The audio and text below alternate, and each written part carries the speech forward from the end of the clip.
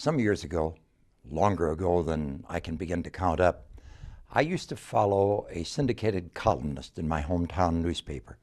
He wrote for papers all across America. I don't remember the name of the column. I have a feeling his name was Jimmy Fisher. In his column, generally gossip news really about people in the world of entertainment, but in a kindlier day than gossip columns in our day.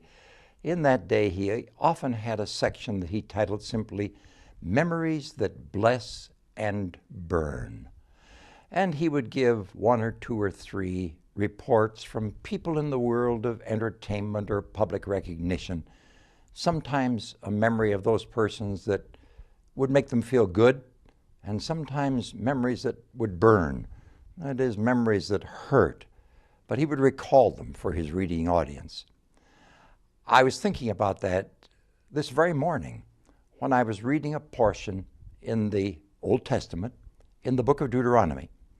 It's a portion that I find repeated numbers of times in the first, I should say the second, third, fourth, and fifth books of the Old Testament, and especially in the book of Deuteronomy, that fifth book of what Jewish people would call the Torah and what Christians sometimes refer to as one of the 5 books of Moses. At any rate, in the book of Deuteronomy, Moses is telling the people of Israel that for which they should be thankful, and those points at which they should be taking care of what happens in their lives, lest they miss the purposes of God. Again and again, Moses gives them a statement something like this: remember that you were slaves in the land of Egypt.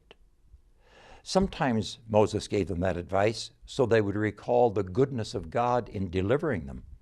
Sometimes he gave the advice in order to say to the people, you be good to other people, because you once were on the low end of life, and God sustained you in the midst of all kinds of suffering.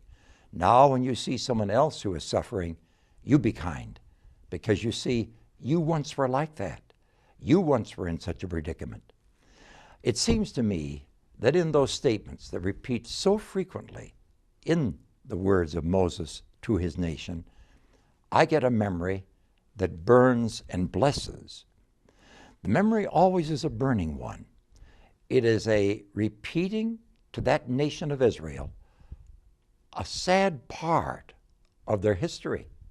Over 400 years when they were slaves in the land of Egypt. That's not a kind of memory most of us want. We'd rather not recall some of the bad places of life.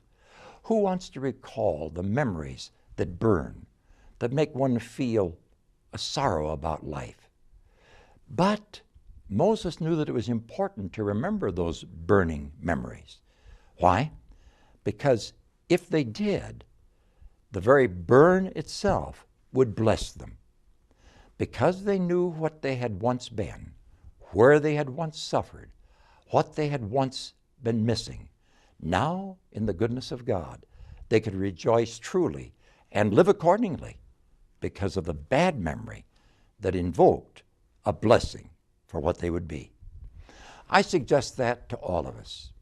There are some things in life that are unpleasant memories that nevertheless it does us good on occasions to recall, not to wallow there, but to remember that at some point in life you weren't what you should have been, that we weren't doing what we should do, that our lives were not in the will and purposes of God.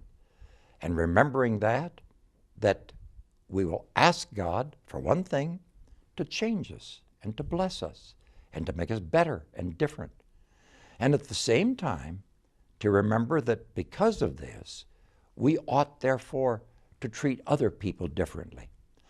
I find that it helps me to be much more understanding of the young and their foibles and follies when I recall some of the stupidities of my youth. I am not so quick to judge the young for what seem to me to be inappropriate actions when I recall some inappropriate actions of my own life at such a time. I thank God for his salvation and the changing in my life. When I do, I remember some of the things about my life for which I'm very, very sorry.